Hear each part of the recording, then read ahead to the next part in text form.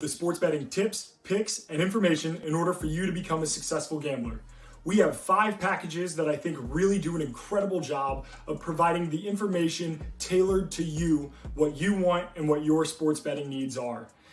For more information, reach out to the TWSN team, but we have a ton of stuff coming your way. Content from fantasy football, sports betting for UFC, NBA, NHL, and of course the NFL. We are so excited to be able to bring this service to you, and let us know if there's any more information you need. Get up, let me begin.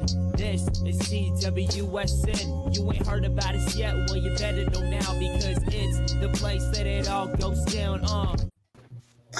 Thank you all for joining us here on a Friday night. Welcome into On the Ball here on the Right Way Sports Network YouTube channel. I'm your host, Will Luckland. I'm back. Nader's back.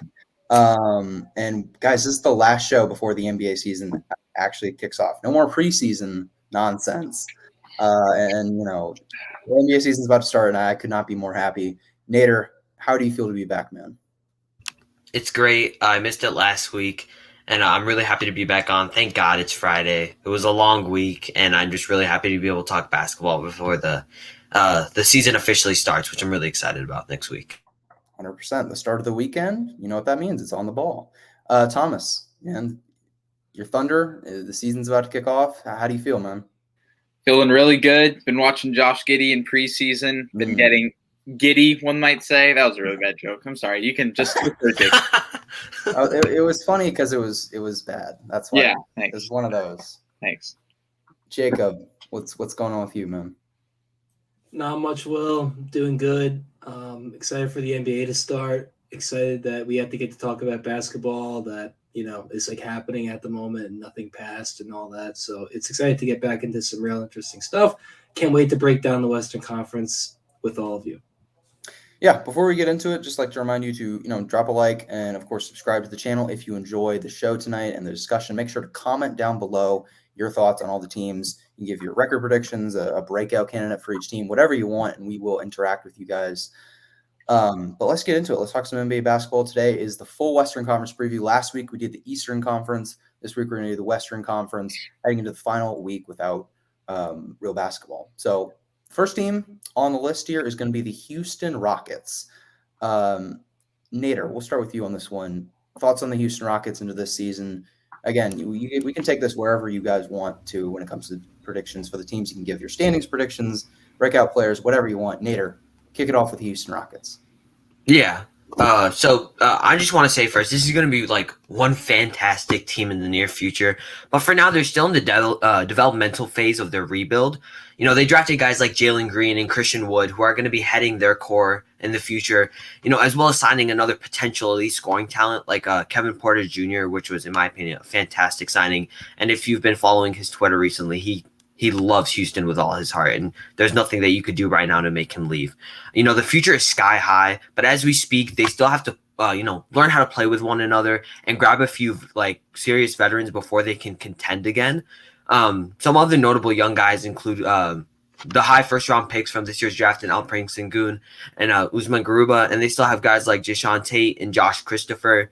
They're going to be ending up getting rid of guys like Aaron Gordon and John Wall sooner than later as the franchise, fully embraces a new era of basketball. I personally predict them to finish 14th in the Western Conference just because they're so young and so raw. But as the years go on, this team's going to become one of the best offenses in the NBA, without a doubt in my mind. Yeah, I agree with a lot of what Nader said, although one thing like Kevin Porter Jr. is he talked about how much he loves Houston, but and that he's not going to want to leave. Well, as long as they don't move his locker, I think that's going to be the case. If they do that, it's not going to be very good for them. But in all seriousness, I think that they're like the 13 seed. I don't think they're ready to contend yet. I love Christian Wood. I loved the way he played last year. I think he's going to keep getting better. I like Jalen Green. I like Kevin Porter Jr., but it's the West, and I just don't think that they're ready yet. It's going to take time. The Rockets fans aren't going to want to hear that, but who cares? And yeah, it's going to take time. And, I think in a few years' time, they will be a team that will be back in the playoff mix. Yeah, Houston Rockets, to me, they're kind of like this. They're the team that I label as the most entertaining. They'll be the most entertaining bad team in the NBA. Like, I'll want to tune into Houston Rockets games, but their overall, the record's not going to be good. But again, it's going to be fun to watch them play, and really fun to watch this rookie class. Scouting this rookie class was a lot of fun, and they drafted a whole bunch of just intriguing rookies, and especially with the fit of all of them. It's going to be very interesting to see if Alfred Sengun, Uzun Garuba can make contributions early, and of course Josh Christopher with Jalen Green, who were former teammates in high school. So that's going to be really fun to see how it shakes out. Doesn't mean they're going to be very good, but they will be entertaining nonetheless for now and the future. Let's keep moving to the San Antonio Spurs. Thomas, we'll start with you. What are your thoughts on the Spurs this year? Yeah, so I have the Spurs as the 15th seed in the Western Conference. I think this is kind of the year that all of their bad moves kind of just kind of collapse, pretty much. There's no other way to put it. They lost DeMar DeRozan this offseason, who was their main offensive initiator. So they don't really have a plan right now. It's just throw a bunch of guys out there and see what happens. I think this is kind of the year that Pop falls off. I think he's finally going to get some heat. I think he should have gotten heat like 2 years ago, and I think like his coaching has been very overrated since 2 years ago. But I think this is finally going to be the year where people realize, all right, it's time for Popovich to move on from the Spurs and vice versa. I like a lot of the young guys they have. I love Devin Vassell. I love Keldon Johnson. I don't think the Josh Primo pick was a great one, but I don't think it was as bad as a lot of people say. They're not very nothing about the Spurs is super exciting this year. I mean, if they actually commit to playing their young guys, then maybe they'd be cool, but they have commitment issues to doing that. So I don't really know what's going to happen. They're going to play Derek White and Jakob Poeltl 40 minutes a game. So they're probably not going to be too exciting. So they're my 15th seed. Gotta agree with Thomas there. They are also my 15th seed in the Western Conference, which is extremely weird to say because we've always known San Antonio, or at least for my time as a basketball fan, I've always known the Spurs as a team that's constantly making the playoffs or at least making a push to get there. In all honesty, like I said, they should be one of the worst teams in the NBA. There's nothing to be excited for this team except the development of guys like Keldon Johnson and Devin Vassell. They still have, great talent. They still have guys like DeJounte Murray too, who in my opinion is one of the more underrated guards in today's game. But I'm afraid that they're simply not good enough to be anything more than a team fighting for a high draft pick this year. Whether you like to hear it or not, Popovich is regressing. He's not as good as he used to be. And I hate to say that. Look at Jacob's face. He's so sad, being the old head that he is. He's but, still the GOAT, but he's still one of the GOATs, definitely one of the GOATs, but he's not a guy that is a top tier coach anymore. And this team also doesn't have that alpha male to run the offense like DeMar DeRozan anymore. They have some fantastic young guys again in Keldon Johnson and Devin Vassell, but they aren't ready to run an offense. And I do not trust Thaddeus Young, although he was Thaddeus Johnson on the Bulls last year. He's not running an offense to a high level, as much as I hate to say that. Expect a 13th to 15th place finish for San Antonio, and don't expect to be watching good basketball when you watch them. It's going to be ugly, but they're going to make it through and stay strong, San Antonio. It's time for the Spurs to just get their franchise cornerstone piece for the future, and that's going to come in the NBA draft. It just has to, because they've just been a little too good, or they've been too good to have like one of those top picks to be able to draft one of those guys. This season should be the year that they kind of are just have completely fall off and all the wheels just come loose for the Spurs. Thomas, did you want to add one more thing? Oh, I was just going to say get Paolo. Okay. All right. Yeah, fair enough. Let's keep moving to the New Orleans Pelicans. Jacob, we'll start with you on this one. What are your thoughts on the Pelicans? They'll be a lot better. Again, I know Zion is hurt for like the 85th time. I don't care. They're going to make the playoffs. They're going to sneak in. I have them as my 8th seed. I feel good about that, even though, yes, Zion's hurt. We know. They still have Brandon Ingram. They still have Jonas Valanciunas, so I thought it was a steal. I thought that was a horrendous trade for the Grizzlies. That made zero sense whatsoever. I don't know why they got rid of him. And I think Nickeil Alexander-Walker is going to have a really good season. And, yeah, I think that they'll be able to sneak in the playoffs finally. And a lot of it is because I have certain teams that aren't in the playoffs that I said before as like my bold predictions that they're going to be in the play-in, and I'm sticking to that, and I'm going to be a man of my word, but we'll get to that later. I really struggle with the Pelicans because they are a really talented team. They do have 2 all-star caliber guys. But the problem is that, and this has been the thing for years, but they've never quite been able to put it all together. And I don't know what the issue is. Last year, I really don't know what the issue was. Maybe it was Stan Van Gundy. I'm not sure. Eric Bledsoe and Steven Adams. Yeah, that's probably it too. But for me, I'm looking at that roster. First off, I'm worried about Zion's health. That's the biggest thing I'm worried about. The second thing I'm worried about is like how much perimeter creation are they going to get outside of Brandon Ingram? Devontae Graham is a great shooter, but in terms of pull-up shooting, he shot 29% on all pull-up threes last year. That is not a good number at all. I like their young guards. I like Nickeil Alexander-Walker. I like Kyra Lewis. I don't think those guys are ready to contribute, or at least ready to contribute consistently right now, give them enough perimeter creation to make it work. And Valanciunas, he is way better than Steven Adams, and I do think he is a better fit. But I think in a lot of the same ways that Steven Adams kind of clogged the paint for Zion last year, Jonas can stretch the floor, but his main value is using his strength to score on the post. And, like, Zion already does that.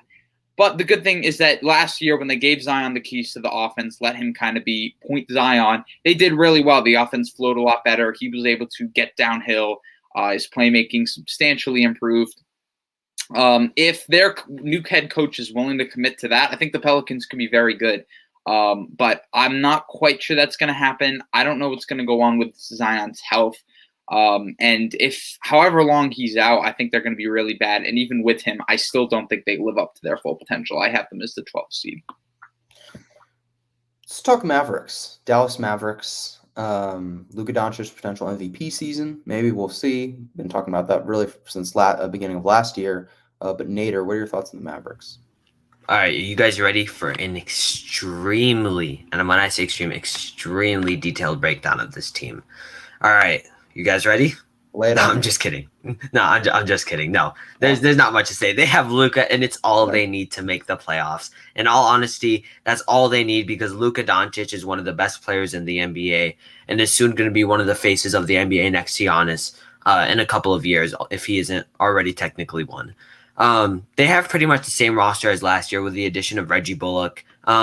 Jason Kidd wasn't a fantastic hiring, if I'm being honest. Like, he's not a terrible, well, he's not a good one, definitely, but he's not like some team, like, don't overreact to it. Jason Kidd is still going to do an all right job with this team, just nothing special. We all know how their season is going to go. They get the 7th seed, Luka goes crazy in round 1, and then they lose to a top seed in like 6 games. It's just what always happens. It's happened the last 2 years. We saw it in the bubble with the Clippers. We saw it last year. I believe it was, I believe they played the Clippers again last year too. Yeah, they played the Clippers both times the past 2 years.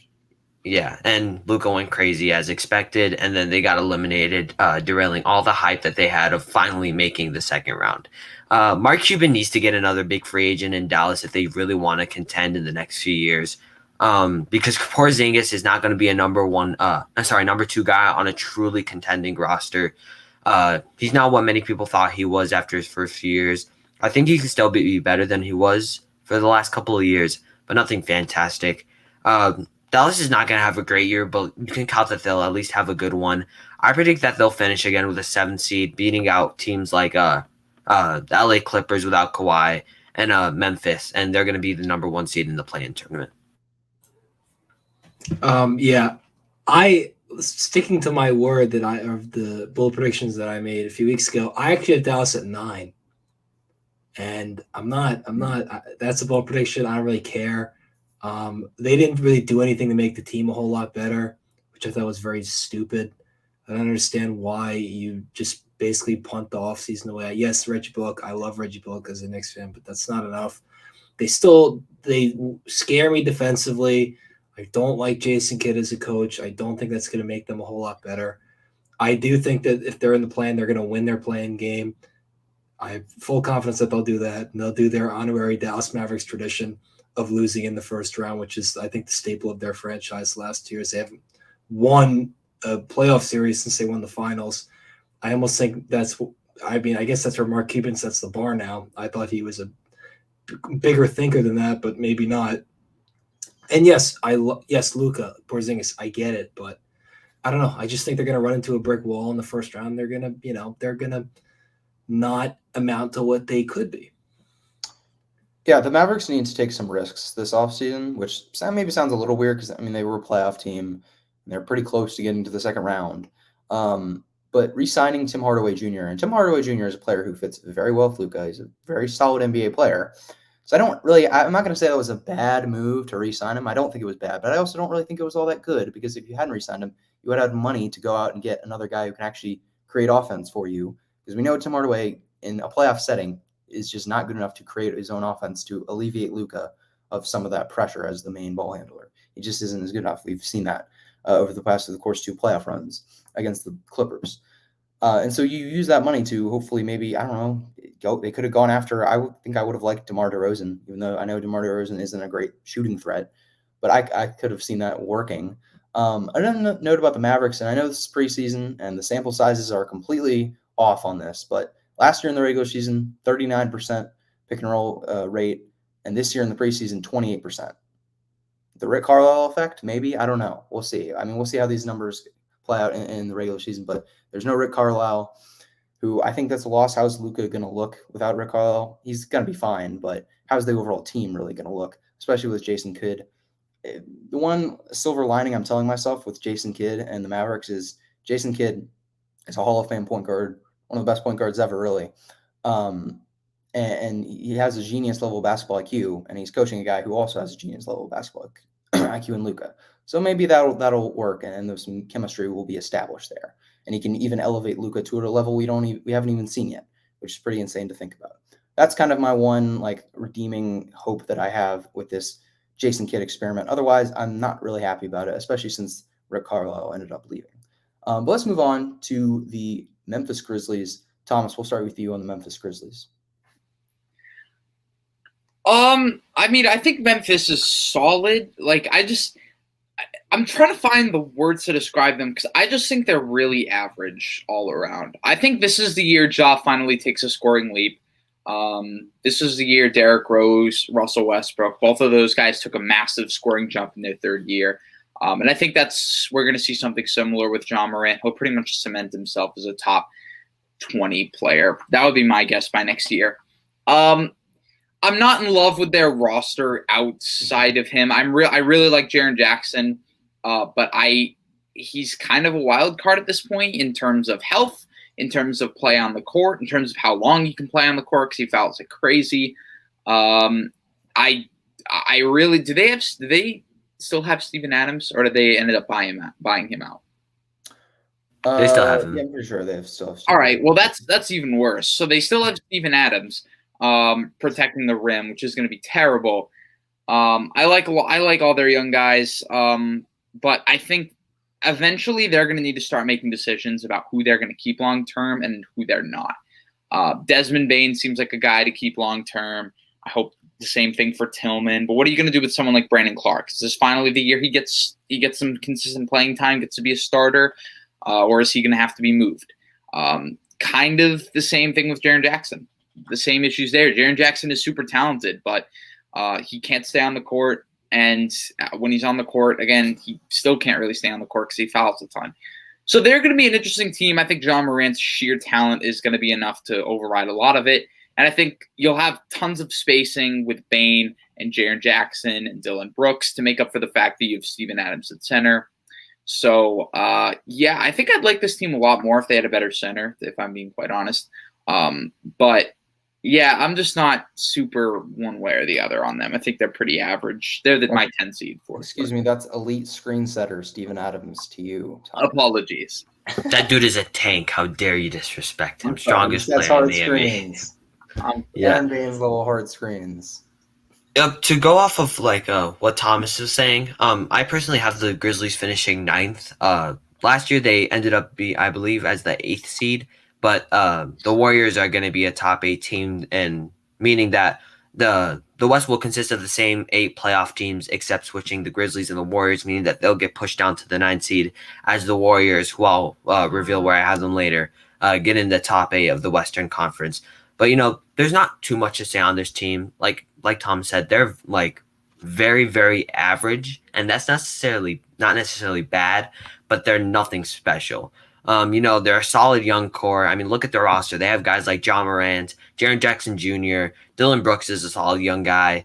They still have guys like Xavier Tillman and Desmond Bane, who looked fantastic in their rookie years and like steals from the draft. But at the same time, you still have Steven Adams, who, although I love Steven Adams, he's not as good as some people make him out to be. Yes, he's an elite screen setter. Yes, he's a tank, but he's really just going to clog the paint. He cannot adjust to the modern big man needs of the NBA. They have guys like Zaire Williams, who I think is going to be a sneaky good player. But other than that, they lost that trade with the Pelicans, and they didn't really do much to improve their team. They didn't get any big name free agents. They didn't sign, although they had, although Zaire Williams is great, they didn't get a top tier rookie from this class. And I just think that they'll make the play-in, maybe win. I mean, with the way it's looking in my rankings, let's see, without revealing, I think that they will win their play-in game. That's tough. I think that they have the ability to win their play-in game without spoiling who I got as the 7th, 8th, 9th, and 10th seed. It's just going to be a matter of Ja can take that third step and whether he can follow the footsteps of what many people have as his pro comp so far, and Russell Westbrook and Derrick Rose. If he can really become that true scoring leader and just overall leader of this young Memphis Grizzlies team. So I expect them to be a play-in team, and I have them finishing as the 9th best team in the Western Conference. My 2 notes on the Grizzlies are, at least the only thoughts that I'm having on them right now at this moment is, number 1, John Morant. My prediction, I don't even think this is really a hot take at all. Like, I think John Morant is going to be a certified star by the end of the season, top 25 player, whatever. He's just going to be a star, and we're all going to recognize him as that by the end of this regular season. And then number 2 is that Steven Adams would be, he's just got lost in this era, man. Like, if Steven Adams played decades ago, he would be better. That's all. I don't know. I'm just thinking like if he played in the time that Jacob loves the most, that kind of basketball. The 1950s All-Star team. Enough. Exactly. Listen to me. Tiago Splitter crawled so Steven Adams could walk. Oh boy. I love it. I forgot Tiago Splitter was a person. Except Steven Adams is 50 times. The only memory we have of Tiago is 50 times better than. The only memory we have of Tiago Splitter is LeBron James with the nastiest block on him in one of the games in the finals in 2013. That's the only memory we have of Tiago Splitter. Will, I'm gonna take your John Morant hot take one step further. I think he makes an All-NBA team this year. We love to see it. Western Conference All-Star, All-NBA John Morant. That would be awesome. Let's go to the Golden State Warriors. Jacob, we'll start with you. Expectations for the Warriors. Can they make the finals? No. They're not making Okay. the finals. I like this team a lot, but the way I describe the Warriors is that they're a puzzle with a lot of pieces, but none of them, I don't know if any of them fit. Like, they have a lot of good players. Like, I like their roster a lot, but I don't know exactly how, like, what's the best rotation. Like, who's going to, like, obviously from, like, Steph and Draymond, whatever, like, who's going to start, how are they going to fit together. I'm curious to see how that works. Obviously, Jordan Poole has had a great preseason. I think he may start at the 2 until Klay Thompson gets back. I think that'll be interesting. It'll be really interesting to see how they fit. I like Andrew Wiggins a lot. I think Wiseman's going to be a lot better this year. I don't really care if he's hated by half our company. I really don't care. And I'm going to stick with them. Someone has to defend them. It's going to be me. But I have them as my 6th seed in the Western Conference. I think they're going to be in the playoffs. Stephen Curry is the best point guard in the league. He's amazing. Everyone loves Stephen Curry, unless, I don't know, select few people. But yeah, I do. Yeah, that's the main thing. I like the roster, but I don't know how it fits together. And I'm a little worried about that, but I still think that they're a playoff team.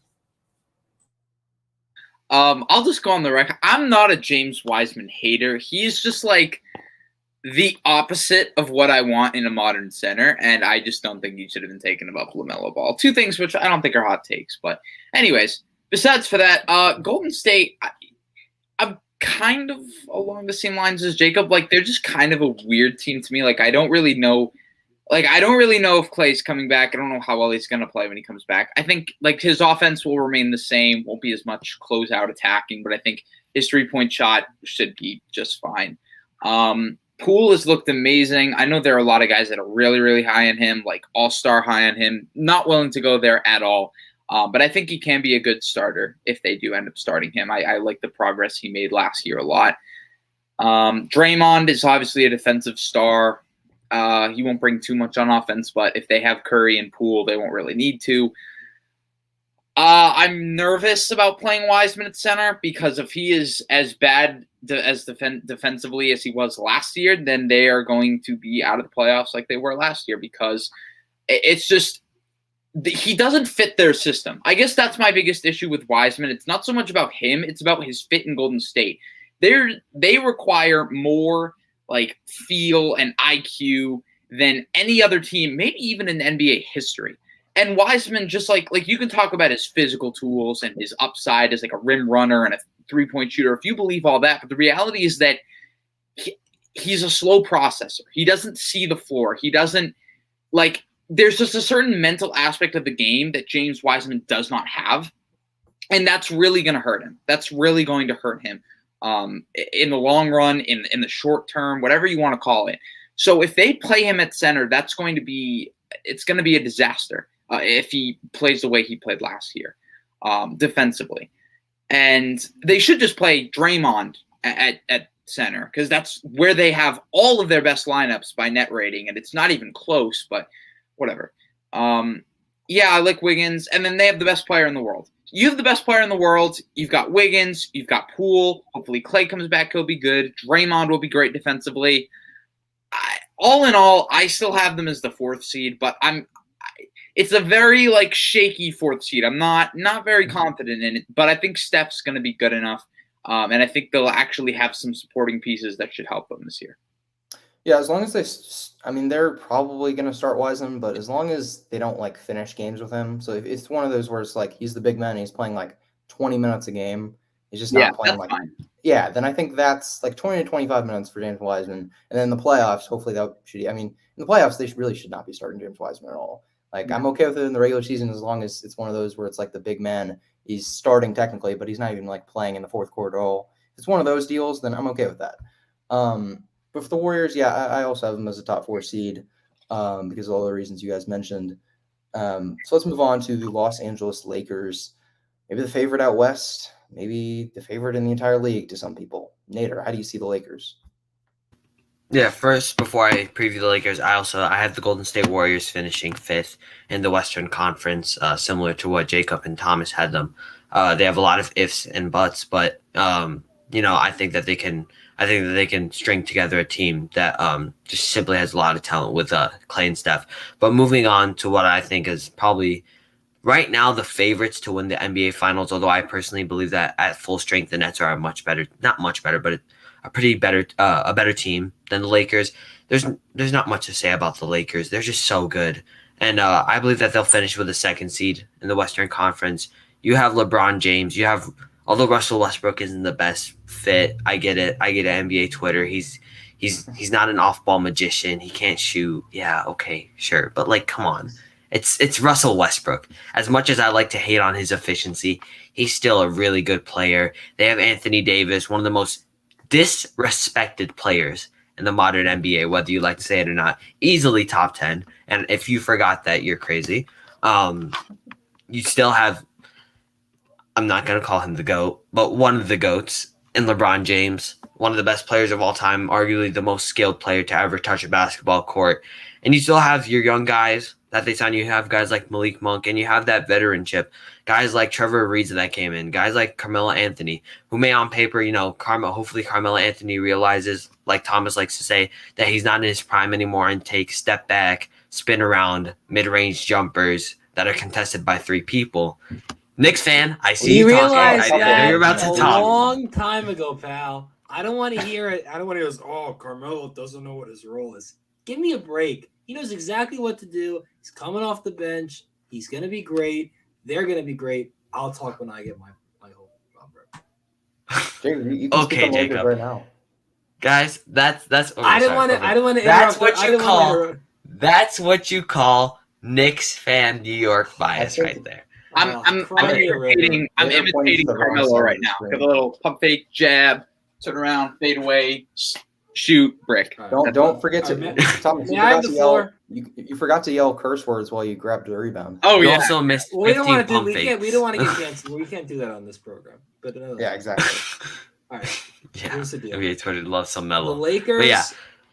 Oh no! Sorry, Yeah. you done? Yeah. I was just gonna say, Lakers are finishing as a top 2 seed. They're making the finals this year. Don't get it twisted. Okay. All right. Now I guess I'm gonna take over. The Lakers are the best team in the West. They're gonna be number 1. They're gonna be great. They have LeBron. LeBron doesn't age. It's like he's like Captain America in the first movie. He gets younger. He doesn't really age. That's what LeBron is like. I love their bench this year. I love that they got Kendrick Nunn. I love Melo. I like Dwight Howard coming back. I like Ariza, Rondo. You name them all. I think Westbrook. Everyone's like, oh well, he dominates the ball, and how's it gonna work with LeBron? They'll figure it out. It may take they'll have a week where they lose 5 games in a row, and then they'll win 20. They'll figure it out. All right, everyone needs to just calm down. The Lakers are going to start off early. I think they're going to start off pretty well. I don't know. If you look at We'll find out. We're gonna find out. If you look at the schedule, the Lakers play a very easy starting schedule. All right, which is huge yeah. because they play the Thunder twice, no disrespect. They play the Rockets twice. They play the Cavs, the Spurs, the Kings. It's all on their first 12 games of the season. Sounds like 12-0. But anyway, I love the Lakers. I think they're going to be great this year. And yes, I know that they have their team. It's like a retirement home. I don't care. They're going to be fine. This isn't. They want to win now.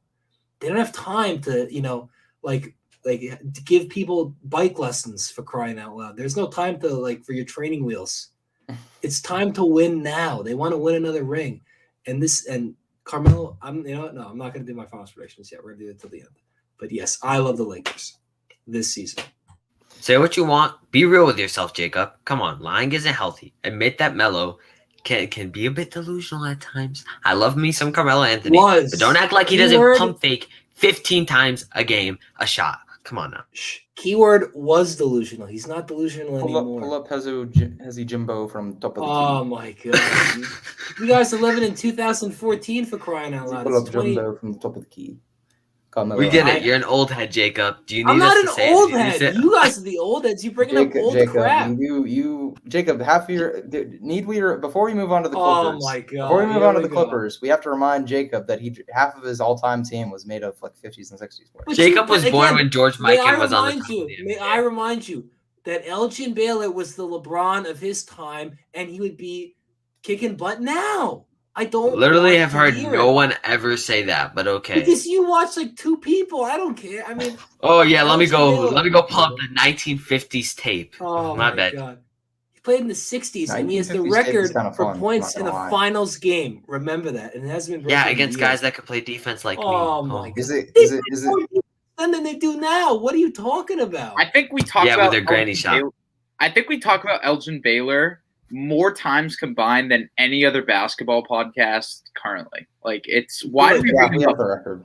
Because he deserves it. I'm proud to hold the record. We've talked about him. We've talked about how is my name? His name's slipping my mind. The Cavs coach.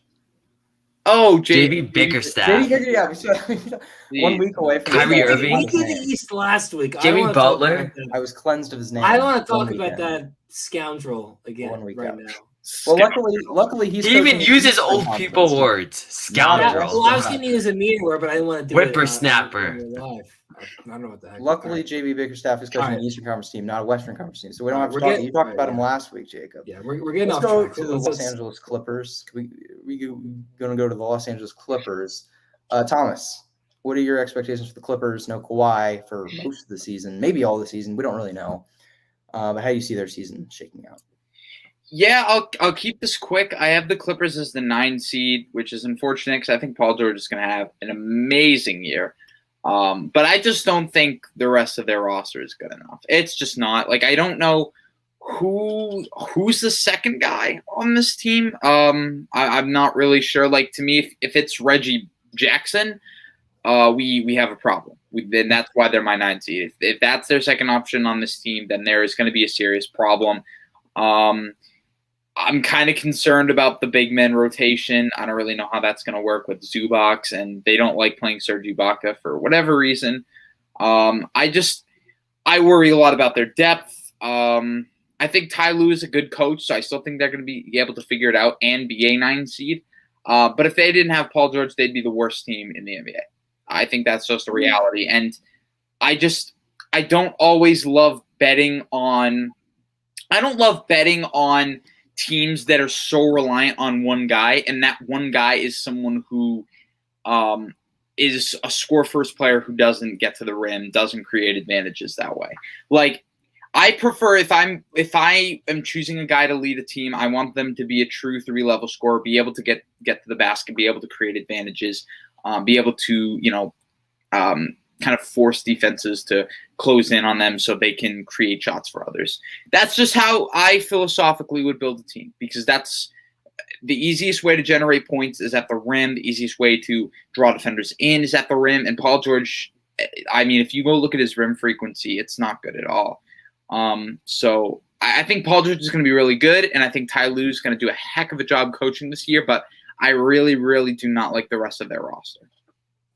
The player you described sounds like Steph Curry. Here's a hot take. Paul George is winning the MVP. You heard it here first, and the Clippers are going to be the 5 seed because Paul George is going to... Hello? Wow. What? The polar The opposite. 5 seed? Jacob. Hey, Later, why do you have to I'm say gone for that? 1 week and you go crazy? let him speak. I want to hear Nader, what I'm an Jacob old has to man. I say. don't want you, Nader, I'm an old man. Don't break my hearing aids. Give me a minute. I believe Paul George is going to have a Westbrook-like season when he got the triple-double the first time. He's going to carry this team on his back. All right? I don't care if Nader's eyebrows fall off his head. This team is going to be 5 good. seed? The West is not that good. It's not that good. I think this is the worst the West. The West been. isn't good. No, I think that yes. What? There's a hot You're take for you crazy, too. man. Now my eyebrows are The West You're is overrated. overrated. crazy, Jacob. All The you You're West have to overrated. isn't that good. We Man, haven't I- heard that in decades. Yes, no, I believe in the Clippers. I love Paul George. He's going to carry the team. He's going to win MVP.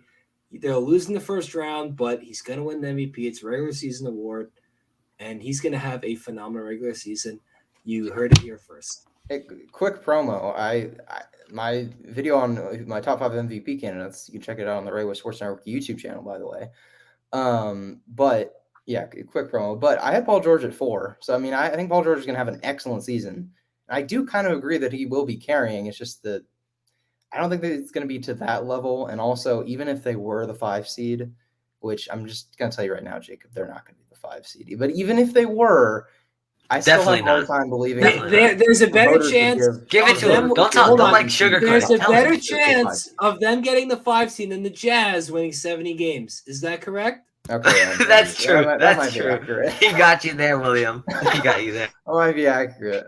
Hey, we'll see. We'll see. Hey, we got the Jazz. Jazz are coming up, and we'll see if I hold by my Jazz take or not.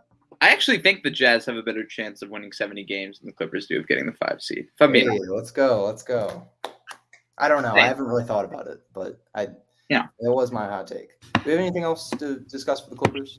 Or- Yeah, I just want to say a few things. Oh, yeah. The Clippers, they're going to be, in my opinion, unlike what Jacob said, they're going to be the 8th seed. They're going to be a playing team and probably lose. That's barring how Kawhi's development goes with his injury. I wish him a speedy recovery. I hate to see Kawhi get injured because this team, they looked really good and they were like I believe 1 game away from the NBA Finals. So I really hate to see that. But at the same time, I have to be realistic. This team isn't really good, like at all, besides Paul George. Reggie Jackson is their number 2 option as we speak. And although I took Reggie Jackson like top 10 in our redraft, Reggie Jackson is just like not that good, for being honest. Like he's a solid player, but he's nothing special for to be a number 2 option on a supposed top 5 team in the Western Conference, Jacob. So yeah, I have them finishing at the 9th seed, potentially losing in the play-in tournament to in their matchup.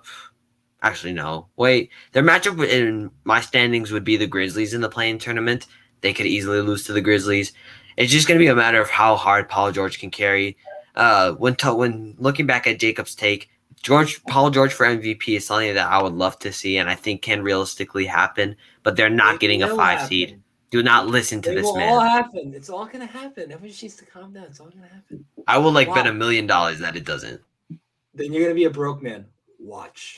Jacob's gonna have his Emperor Palpatine moment. Everything is proceeding how I have foreseen. Just like how I said. Remember when I said that Ben Simmons is gonna crawl right back to Philly? No, actually, I don't remember you saying that, Jacob. I remember a I vague. don't I have remember a now vague because memory. I said it, and I can't wait for I him have a to vague be like memory of that. sitting up. We don't Don't, like to talk happen. don't about. remember it. Stop lying. We don't like to talk about Ben Simmons on this podcast anymore. I know, That's why he but chooses to sometimes play. you have to dig up dirt to. I don't know. The expression was going nowhere, but you know what I mean. No, we don't. Well, I think we should go to the Phoenix Suns. Phoenix Suns, the team that made the NBA Finals this past season. Thomas, lay on me your thoughts about the Phoenix Suns. You see them getting back to the finals? First, I actually have to ask Nader a quick question. Is Patrick Williams back? Because he's playing in the preseason game, and I thought he was hurt. He's back. Very random. He just he hit a 3. It was beautiful. He's looking Did he good. fake an We were injury? talking about him missing. He's the start of faking the year. injuries. I thought he was They're supposed to faking be out for like a couple. That doesn't matter. We're back to the Suns. Yeah. I got distracted. That's my fault. I don't think they're going back to the finals. I've heard some people on Twitter say they kind of have like the Heat vibe to them, where like it took a lot of injuries for them to make it to the finals. Kind of like it was for the Heat, and it was like a weird situation with the bubble and whatever. And then the next year they're going to regress, and they're going to lose in the first round. I don't see that being the case, and I also still think they're going to be a really good regular season team. Has them as my number 3 seed. They've got 2 legit perimeter creators, a bunch of really, really good wings, and a really good center who's going to anchor the paint. That usually leads to a good defense. And if you have solid guys on the wing, you have Cam Johnson, you have Mikhail Bridges, you have Jay Crowder. Like, that's just, you have all the makings of a really good team. Now, I am concerned about this team in the long run because they don't really put a ton of pressure on the rim. I would like to see Mikhail Bridges in more of a creation role. I think we saw a lot of those flashes last year in situations like at the end of the shot clock where they had to give him the ball and say, hey, go get us a bucket. He did.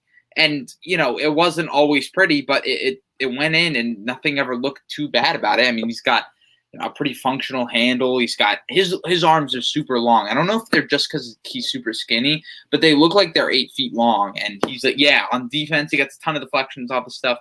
Whatever.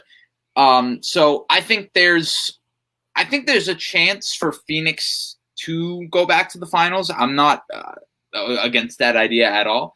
I just think it's going to be a little bit more difficult this year. And with Chris Paul declining, I don't think he's going to be that bad. I just think in terms of his ability to get to the rim, I think that's going to be a real problem. And for this team, I think that caps their postseason ceiling quite a bit. But for the regular season, it won't matter as much. I have them as my 3 seed. As far as the Suns, I still think they're really good, but they're my 3 seed. I don't think they're going to make it back to the finals. Again, like some of the other teams that we've talked about, I don't think that they added enough or made the certain kinds of improvements to their roster that were necessary. I like that they got JaVale McGee. I think that's really good because I always felt like in the finals, they were very vulnerable every time Aiden got in foul trouble, and that was quite often, which was bad. I don't think they put enough pressure on the rim. I don't think they were strong enough in the paint, which I thought was a problem, especially against Milwaukee because of how big they play. But again, I like JaVale, but I just don't. I think that they benefited off of circumstance last season. That's certainly the case. They beat a crippled Laker team. They beat a crippled Clipper team. I still believe that if the Clippers were fully healthy, they'd win the whole thing. I stand by that. I really feel like they were rolling in the playoffs, and if they had Kawhi, they would have won the whole thing. But that's neither here nor there. But I still have them as my 3 seed. I still think they're really, really good, but I don't think that they're making it back to the finals, and I don't think that they're the best team in the West. Yeah, Phoenix Suns, I think they're due for a little bit of regression. I don't think it's going to be like to the level of what we saw with the Miami Heat, where it's like they just get embarrassed in the first round. I think they are too good. They're just too good for that. So they'll still be very competitive. And they're still going to be a very, very tough out in the playoffs. But a 3 seed is pretty realistic for them. I mean, they were the 2 seed last year, so it still makes sense. They're still really good in the regular season, and I mean, they still have a lot of traits of a very quality postseason team. But that high-end ceiling that a Lakers team has, that a Nuggets team has, even the Utah Jazz, I don't think that they can reach that. Believe it or not, even though they made the finals last year, yes, but like if the Jazz are playing at their best versus the Suns at their best, I think I would take the Jazz over them. I think I would take the Nuggets at their best. I think I would take the Lakers at their best all over the Suns. But let's move on to quite a bit. We've been talking about very competitive, very good quality teams. Now we're going to be talking about a not so quality team in the Sacramento Kings. Nader, do we want to get this over with quickly with the Sacramento Kings? Yeah, I'll speed this up real quick. Bottom 4 or 5 team in the Western Conference. They're in an endless paradox of not being a good basketball team. What can I say? Buddy Hield, solid player. Thought he was going to be a Laker. De'Aaron Fox, one of the more underrated point guards in today's game. Not much you can say about this team. They need to fire Luke Walton. I believe they haven't yet. It's just like one of the worst franchises. They need to get out of Sacramento. They just need to like do everything opposite of what they're doing, and they can become good. Simple as that. Book it on them being a bad team again. I have a decent amount to say about Sacramento. They took Davion Mitchell. I just don't understand what planet are they living on. Like why? I mean, Davion Mitchell's been pretty good. Where's he gonna play? They don't need him. They have Halliburton. That's true. Yeah, they have And Halliburton Fox. too. Exactly. And Buddy Hield. None of those guys can play the Right. 3. They're all guards. I don't know what the hell they're doing. Like, what is this guy going to do? Collect dust on the bench? I mean, come on. But that's just beside the fact they have Luke Walton. He doesn't coach defense. He learned he wasn't a Mike D'Antoni disciple, my bad, but he coaches like he wants to be Mike D'Antoni in the fact that his teams played 0 defense. And if I firmly believe the Sacramento Kings just played average defense, they'd be a playoff team. Yeah. Like, I really believe it was that simple. And I actually like their roster. I love Marvin Bagley. I just don't think he's hit his surface yet. I like Rashawn Holmes. I like him a lot. I think he's very underrated. I love De'Aaron Fox. I like Buddy Hield. The problem is none of his coaches like him. But again, the Kings are my 12. They're going to miss the playoffs again. It's very unfortunate because their fans deserve a lot better. They have a very passionate fan base. And I would not be surprised if Luke Walton got fired midseason. Let's go to the Oklahoma City Thunder. Thomas, this is your team, so of course we got to let you talk about your team. Expectations for the Oklahoma City Thunder are what? They are going to be the best league pass team in the league. I think they're going to be so much fun to watch. But in terms of the actual basketball product, all right. So I have them as the 11th seed, and you're going to have to hear me out on this one, okay? Wow.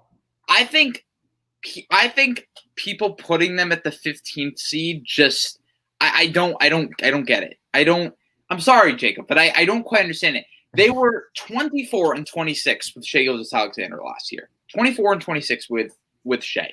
And they were terrible without him. Terrible. That's why they ended up being 14th. But they were going to be a play-in team with Shai, with that absolute joke of a roster that they had with him. And look, the roster's not much better. This team is not great outside of him. But Lou Dort's looking a lot better in terms of his shooting and his confidence offensively. You have to assume Pokusevski's going to get better, and he's been receiving a ton of minutes in the preseason. They added Derek Favors, so they've got a legit interior defender this year. They drafted Josh Giddey, who looks amazing. And Shai is going to get better. He has made rapid developments every single year of his career. He's played 3 seasons, has gotten dramatically better in every single one of them. And last year, he somehow almost led them to 500 with that roster. Now you give him secondary creators. Now you give him guys to kind of take the pressure off, even if they don't make the shots. You've got extra ball handlers around him. You've got someone who can protect the paint. I think Mark Daigneault's a really good head coach. Again, I don't expect this team to be a play-in team, but I think saying they're going to be the 15th seed, I don't agree with that. I'm sorry. And I also think if you're looking for a fun team to watch, Poku, Giddey, and Shai, 3 giant playmakers who throw insane passes. they're just going to be a very fun team to watch. I don't think the basketball product is going to be very good, but I don't think it's going to be 15th seed bad. It is going to be 15th seed bad. I'm sorry. I'm not sorry. I don't care what you said. You made a very compelling argument, but you didn't change my mind. You know what Poku needs? A good meal, because I feel like that kid doesn't eat. It kind of scares me. I almost think that it almost seems like him and Shai, they just fast all year long. They just don't eat. Have a good meal. You could use one. I mean, that's a 5 pounds isn't going to hurt. I think it would bode him well if, he put on just a few pounds, because I get worried that if he's going to get fouled, he's going to, tell us how you really feel, Jacob. Well, I just get worried that if he gets fouled, I'm very worried that if he gets fouled hard, he's going to die on the court. And I don't want that to happen. I mean, I just don't. I mean, I'm blowing hot air. I'm blowing hot air, everybody, but Is that all right? Is that the main reason? Is because Poku needs a meat meal? Is that why they're not going to be? They're not going to. No, it's not that good. That's the real reason why. Poku's going to be taking on a lot of team dinners this year. Let's just say that. Yeah. So taking a lot of. They need to lock him at an Arby's and just don't let him leave. All right. Well, for my quick little breakdown after Jacob's tangent, gonna keep it short and simple. Love Giddey, love SGA, love Dort, love Man, and I love everything about the future of this team. Oh yeah, I love Poku too. After he gains weight. No, I'm kidding. I love Poku. This team just has, and Thomas is gone. So I love everything this team has for its future. They're just not very good now. I have them finishing in the middle of Thomas and Jacob's prediction at the 13th seed. They could probably finish 12th to 11th if they actually are as good as with Shea, which I believe they can be. They're as I said, they're going to get more wins with Shea healthy. People don't remember that he was injured for a lot of the year, and he was carrying that team to relevancy and an okay record when he was on the court. As I said, I got them finishing 13th, but expect to see some strides from a lot of young players on this team. Love their head coach, and I hope that they can get back to some pretty good basketball sooner than later. Yeah, I have OKC at 14. I did have them at 15, but I moved the Spurs are my 15 seed now. And honestly, some of it just has to do with the fact that what we've seen from Josh Giddey in the preseason. Yeah, I know it's preseason, but some of the stuff that he's doing is stuff that people aren't going to stop him from doing this in a real NBA basketball setting. He's still going to be able to make these passes because he's Josh Giddey. He's that talented of a passer and a playmaker. So I really like what I've seen from him, and the Josh Giddey, Shai Gilgeous-Alexander backcourt is going to be very, very good in the future. And honestly, I'll be said not this year, but the next year, we're really going to see, I think, the Giddey and Shai Gilgeous-Alexander. We're going to see what they're really capable of together in, I guess, 2022. But let's move on to our next team, the Portland Trailblazers. Jacob, I'm sure you probably have quite a bit to say about the Portland Trailblazers because you've talked about them a lot in the offseason. Chauncey Billups, what they've done for Dame. Tell me what you expect from them now in actual action, basketball action. I feel like I have slandered Chauncey Billups' name as a head coach so bad that he's probably going to end up being the best head coach in the history of the NBA just because of how negative my coverage has been of him. That's just how the world works sometimes. But yeah, I don't know. I've talked about it 1,000 times. I know everyone's sick and tired of hearing it. Hopefully this will be the last time in a while I have to talk about this stuff. I don't think I don't think Chauncey Billups was a good hire. I thought it was not very smart of them to hire a guy who's only been an assistant for 1 year. Again, it's worked in the past. Mark Jackson, Steve Kerr, they didn't have a lot of experience. They become good head coaches. But at the same time, it's very risky. I don't think that Portland has time to take big risks, especially with their head coach, especially after they had Terry Stotts for so long and they had that kind of stability. I know Dame is loyal, but I don't like what they feel like they didn't do a lot to make the team better. I thought, even though I like Norman Powell, I thought they gave him too much money. And Robert Covington just ruined my fantasy team last year for one, but two, I don't know. I'm not sold. I just don't love them as a team. I have them as my 10 seed. I think they'll win. Yeah. Bye-bye eyebrows. Wow. Yeah. But again, I'm sticking to my hot takes because I'm a man of my word. I said that Dallas – well, you can shut it. Dallas and Portland were going to be in the play-in because of horrific coaching. And I'm not going to, change it now. Too late. Whatever. But again, they'll win the play-in game and they'll lose in the first round. Dame will be like, I love it here, but I want to win. Unless he has the Mike Trout syndrome, which is I don't want to win. I want to just go to Eagle games. But he would, that's another story. And I don't think he has that kind of mentality. But yeah, I think that Portland, and I love Dame. I love Dame. I really do. But again, he can't do it all by himself. CJ can't do it all by himself. I've talked enough about the Blazers. I'm sick and tired of talking about it, especially Chauncey Billups. But yes, that's what I think. So my kind of thing is like, unless Chauncey Billups is like the next Jim Boylan, I don't think the head I guess I just don't value coaching as much. I think we don't talk about Jim Boylan. I think a really, really good coach is gonna help you a lot. But I don't necessarily think if you're a talented team, I don't think a bad coach is gonna kill you unless they're Jim Boylan. First of all, I think this is Damian Lillard's last dance. I think this is the year he goes all out. He gives everything he has for Portland, and then he's gone. I think there's no way he almost left this year. He almost requested a trade and went out this year. But I think he said, all right, gonna give it one more season. We'll see how this goes. I think he's gonna go crazy. I think he's gonna have an unbelievable year.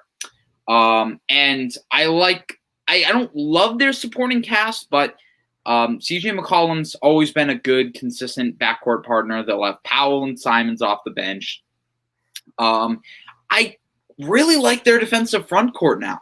They've got three legitimately good defenders: Covington, Larry Nance, and Yusuf Nurkic. There was a point in time last year where everyone was calling Larry Nance the Defensive Player of the Year. It was a real time. It was maybe it was the first 10 games of the season, but it was a real time.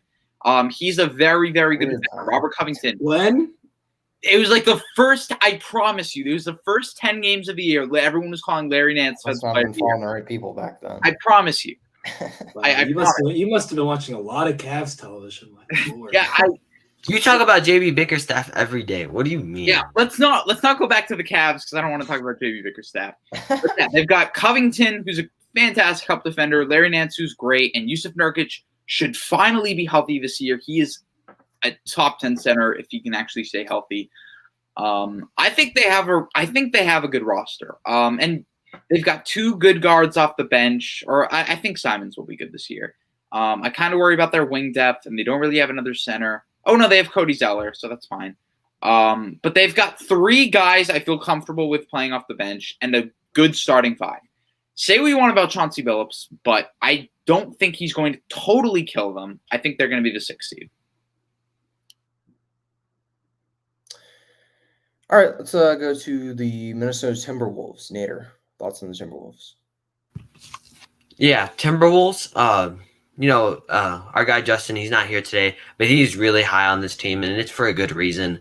I'm not necessarily as high as he is, but when it comes to being on the Timberwolves, but the Timberwolves, they have a lot of talent. They have a lot of really, really good talent. They have Karl-Anthony Towns. They have Anthony Edwards, 2 former first overall picks. They have Jalen McDaniels. Sorry, I don't know if I think it's Jalen McDaniels. Excuse me if I'm wrong. I get the brothers always mixed up. It's Jaden. I knew it was Jaden. Yeah, so they have a lot of talent there. Don't forget, they just got Patrick Beverley, whether you like him or not. They have D'Angelo Russell. And this team is just loaded with talent. And if their head coach, who I believe is great, Chris Finch, can get it together, we can see them make the play-in tournament and actually touch the playoffs for the first time since their first-round disaster with Jimmy Butler. My whole life, as I've said before, I became a basketball fan in Andrew Wiggins' rookie year, the first year that the Cavs and the Warriors squared off. And my first, my initial memories was the Timberwolves being a terrible team. And I think that we're starting to trend away from that. I hope that they are. And something interesting that I also noticed, an interesting little fact for you guys. D'Lo and Cat have only played a total of 26 games together, although D'Angelo Russell has been there for 80 plus. So they've only played 26. If they can stay on the court together, who knows? Who knows what they can do? They're a borderline playoff team. They can maybe, if they've reached their absolute ceiling, make it as a top 8 seed. I have them currently as the 10th. I currently have them as the 10th overall team. But yeah, I hope that they can make it. I think that they can. They have so much talent. It's just a matter of how they execute it, and I think that they can be a really, really surprising team for many and change what many people know as the Minnesota Timberwolves. Yeah, I appreciate Nader's optimism, but to me, they're still the same old Timberwolves. I think that as good as they are, I think they're the worst defensive team in the league by a country mile. I feel like they could be top 5 in scoring. Worse than the Kings? Yeah. Yes, worse. Wow. It's a tough fight. It's a heavyweight battle to see who can be worse, but I think that they win. Anyway, I actually like this roster a lot, but I just don't. It's like they're the Timberwolves. They're allergic to winning. They don't want to win. They're as dysfunctional as possible. I think that, and I love Cat. Yeah, an NBA team doesn't want to win. Oh, yeah, ask the Sixers. of course they want to win. I mean, again, I feel like Nader mentioned how Cat and D'Angelo Russell have played like 26 games together. It almost seems like they have like an invisible restraining order that they're not allowed to be on the court at the same time. And that worries me. I don't know why, but again, and I love and I think that Naz Reid I also love as a backup center, but it's just something about this team. I just feel like that they'll find a way to lose a lot of games that they should win. I feel like they'll blow a lot of huge leads. I don't know how I feel about Chris Finch. I feel like them firing Rosas, whether he deserved it or not, I think that really upsets some people. And I think that especially right before the season starts, I don't think that's a good thing to fire the guy that assembled the team. That's like a definition of dysfunction. And I have them as my 14 seed. Again, I hope they surprise me. I honestly hope that they surprise me. Yes, fall back into that chair. I hope they surprise me. Imagine if Justin was here. Justin has him like as the 7th seed or something. Well, it's Justin's like watching this going crazy right now. He's like, what? He's just like going crazy. Well, he's gonna go off on you, Jake. I'm not sorry. All right, I don't friggin' care. And again, I hope that they prove me wrong. I really do. As long as Cat and D'Lo get their restraining order lifted, Malik Beasley stays away from Scottie Pippen and his family, they have a shot. But if you know, you know. But again, if they can piece it together, they could be very exciting. But I have a feeling they won't. I'm sorry. I have to intervene. Oh boy. You think they're going to be worse than the Spurs? Like, you honestly think I don't hate Greg Popovich like you do. I don't hate Greg It's not a matter of hating. Their roster is literally so bad. Their best player and their offensive running. It's Hold on. Let me ask you a question. Jacob, who is the Spurs' best player? Please tell me. DeJounte Murray. He's great. He's there awesome. Here we go. Who's the Timberwolves' best player? The 5th best player on the Timberwolves. Carl Anthony Towns. I love him, but again, they're the Timberwolves. They don't win. They're cursed. And neither do the Spurs the last few years, but we're not going to talk about that. Yeah, but they get real close. With DeMar DeRozan. Yeah, With DeMar DeRozan. You can't even DeRozan. hit a 3 for crying out loud, and that's how good they are. You're talking about threes when you're literally the 1950s basketball super fan, Jacob? Enough with this 1950s bull crap. I'm sick and tired of it. Oh, my God. Oh, and that's why we're going to move on to the next team. Yeah, I'm the tired second to the last team that we have to talk about. That's the Denver Nuggets. Thomas, give me your thoughts on the Nuggets.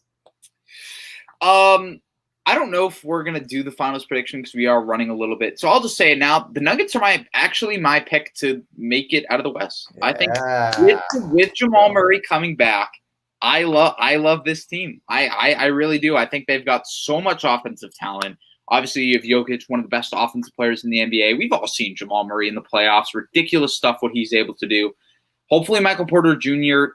takes a step forward in terms of on-ball creation. I I don't really care if his stats kind of like stay the same or even get worse.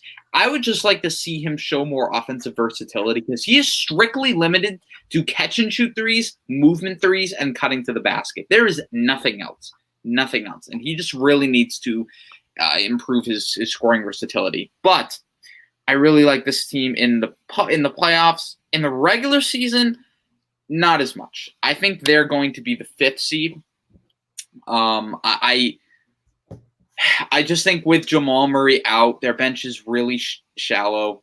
I think it's kind of just going to be Nikola Jokic and Michael Porter against the world. And if Michael Porter doesn't develop as a non-ball scorer, that's going to be a pretty big issue. They're going to be heavily reliant on Jokic, which is fine because Jokic is amazing and a generational talent. And that's why they're my 5th seed. But I worry about the depth. I worry about how much perimeter creation they're going to have.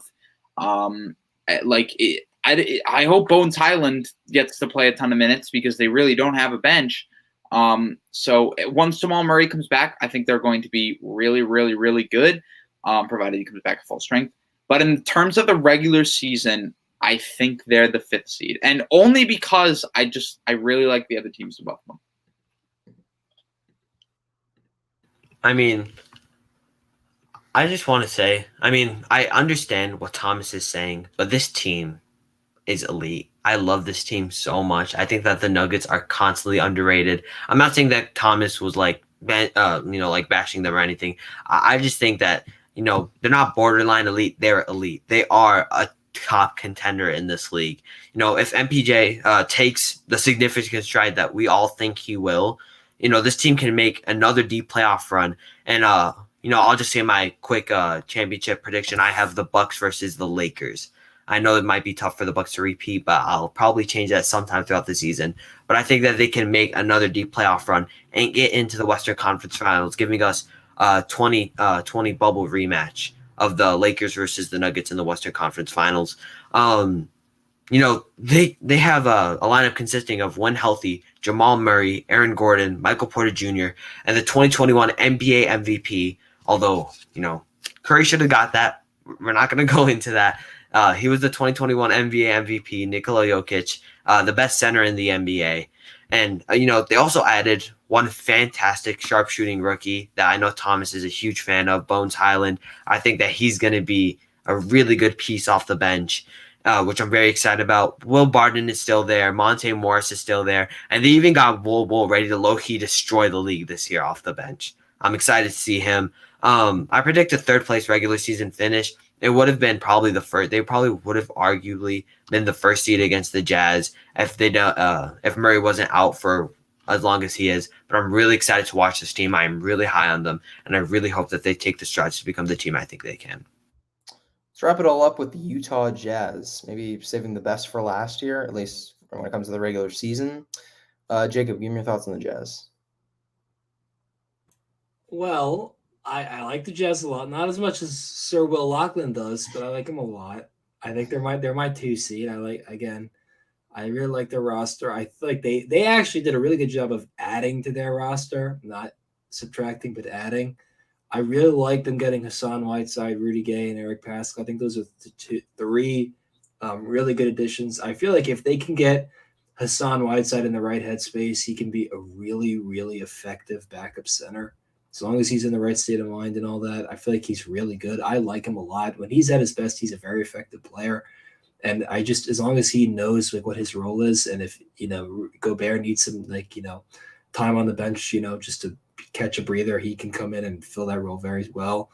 I like Rudy Gay as far as an addition to the wing. I feel like they have to get better on the wing. I don't love Royce O'Neal playing at small forward all the time. I don't think it's a recipe for success. And I like Eric Pascal because I like the fact that he's still very young. And the Jazz are very good with getting the best out of their bench. I think they do it better than almost anyone in the entire NBA. They had 2 people up for 6th man of the year last year. That's pretty remarkable. And I think that their bench play is going to continue to blossom. And yes, they're my 2 seed in the Western Conference. Yeah, they are also my number 1 seed. In the Western Conference, I really love that. I don't see a true flaw, at least in the regular season. I just don't see a flaw. For the starting lineup, you're going to have Mike Conley, Donovan Mitchell, either Joe Ingles or Royce O'Neal, whichever one doesn't start off the bench, Bogdanovich, and then Rudy Gobert. Rudy Gobert, every single year, has been a tremendous floor-raising defensive center. It's crazy. The Jazz are so ridiculously elite with him on the floor in the regular season. And I think there is some kind of false narratives about how he is in the postseason, but not getting into that. They've got really good depth off the bench. They're going to have Jared Butler and Jordan Clarkson at guard. They're going to have either Joe Ingles or Royce O'Neal. They can pair him with Rudy Gay or Eric Pascal. And then Whiteside is an effective backup center. Like, if you just need someone to come in and then set screens, roll to the basket, finish at the rim, like, for 15 minutes a game, Hassan Whiteside can do that. Like, he can't do much else, but he doesn't need to do much else. They've got an elite head coach. They've got a borderline top 15 player in Donovan Mitchell. Like, I just don't see a true flaw in this team. Like, tell me one thing about this team that's like a major issue, and maybe I'll consider, but I don't see one. I think this team is elite beyond elite. I think they can be a championship contending team. I think they're really good. And that's why they're a 70-win basketball team. I'm going to stand by it. Like, that's a hot take. It's a flaming hot take. It is. 70 wins is ridiculous. Yeah. Well, like you said, Thomas, in the regular season, they are minimum 60 wins. Right, exactly. Like, we know they're going to get to 60. They're probably going to get to 65. Probably. I think they're going to make a final push to like just 5 more games. It's probably not going to happen, but I think they're capable of it. It's within the realm of possibility, and it's my hot take for this. Almost certainly. I'm not going to say definitely, but I don't know. I feel like teams don't even win 60 games that often. I feel like the NBA is so balanced that it's a lot of like 57, 58, you know. Yeah, I mean, we had that season, you know, where the Warriors won 73, and the Spurs also won like 65. In that one. Yeah, but how many years ago was that? That was 5 years ago. Exactly. Yeah, since then there's not been 2 61 teams in a season. And the Warriors are also like one of the best teams of all time, and I don't think the Jazz are one of the best teams of all time. But I get what you're saying. It's not a bad take. In that same conference won 60 games. That was kind of insane. Yeah, but the Spurs were the Spurs. With a great head coach, not some at the time. Let go of it, Jacob. Coach. At the time, I am not going to let you boys slander him. I refuse. Yeah, guess what? Carmelo Anthony was a New York Knicks and an All-Star once upon a time. Always comes back to JB Bickerstaff was a head coach. A terrible one. Boys, just like Popovich is now. Do we want to do NBA Finals predictions to wrap this up? Yeah, I'll do mine really quickly. All right, yeah. I have Nuggets versus Nets. I already kind of talked about why I love the Nuggets so much. And the Nets, like, if they can just stay healthy, they were a shoe size away from probably winning the finals last year, for being honest. They have 3 of the greatest offensive players in the NBA. They've got a better bench now. I guess with the Kyrie vaccination status issue, that could be a real thing. I don't really know what's going to happen. My prediction includes him somehow getting vaccinated at some point, so we can play in these games. But again, I don't really know. I'm not going to really predict that. But I think the Nets are just the most talented team in the league by a pretty fair margin. And I already talked about why I think the Nuggets are amazing, and they're going to be the championship team out west. Nader, yours was Bucks and who? I'm actually going to be changing mine, as I said. Oh, okay. I think that we're finally going to be able to see the fantasy matchup that every single NBA fan wants to see. I have the Nets versus the Lakers in the 2022 NBA Finals. The Lakers, although the Nuggets will probably be arguably, they may look a bit better in the regular season. I think when it comes playoff time, the Lakers will just turn it on. You know how LeBron James is, Russell Westbrook's going to be there, Anthony Davis is going to be there, barring any injuries to any of those guys. But I just hope that they can. And, it's the Nets. I think that Nick Claxton is going to step up. Their rookie Cam Thomas has looked really good so far. I think that, all their guys, even Paul Millsap will play a role. Hopefully LaMarcus Aldridge and Blake Griffin can play decently. I just think that this team is so good with or without Kyrie Irving. And even if they do have Kyrie Irving, oh my God, this team's going to be one of the best of all time, if we're being honest. I think that they have the potential to be one of the best of all time. And, as Thomas said, they're one shoe size away. from being in the NBA Finals and probably beating the Suns. And that's when James Harden was injured and playing terribly, and Kyrie Irving was completely out, and Kevin Durant had basically no help. So if even James Harden is healthy and Nick Claxton takes the step that I think that he's gonna, and Justin thinks he's gonna, this team is definitely a finals team. And Bucks, as much as I would love to say they can try and make it back, people don't understand how hard it is to repeat or even make it back. So, yep, Nets versus Lakers in the 2022 NBA Finals. Jacob, hit me with your finals prediction. All right. Lakers are gonna beat the Bucks.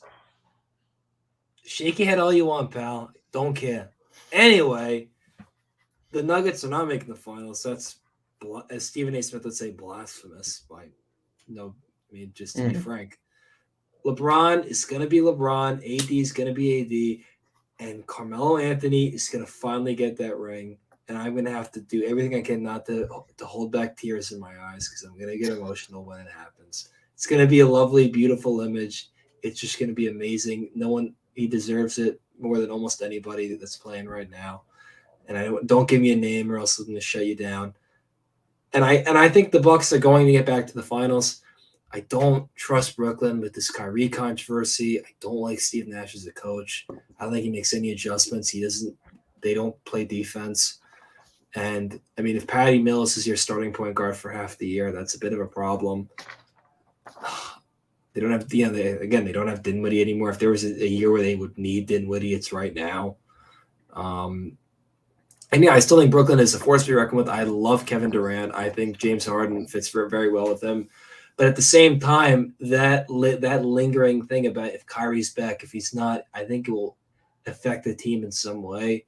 And, I don't know if they're going to be able to put it together in the playoffs. So I do have Milwaukee going back to the finals, but I have the Lakers winning it all. Yeah, my prediction is basically just going to be dependent on if Kyrie Irving is there, then I think the Nets are going to win the NBA Finals against the Lakers.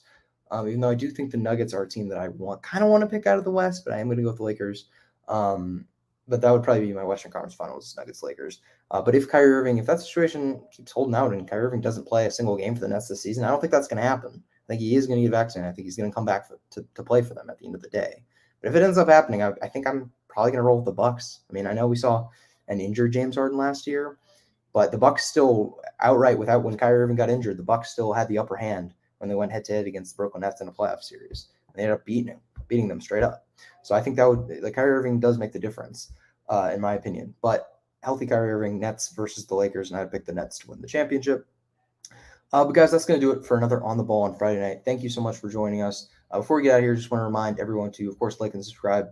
If you enjoyed the show, download TWSN mobile app for just more content from us and everyone here else at TWSN. Of course, also, if you're interested in any sports betting or gambling, our company, TWSN, has a service for that. It's the NFL season, NBA season's coming up. We have best bets for UFC cards, NFL predictions, NBA, NHL, baseball playoffs, all that good stuff. But thank you so much for tuning in for another On the Ball show. Have a good night, everyone. We will see you next week. And next week, we will have real NBA games to talk about. Hallelujah. See you then.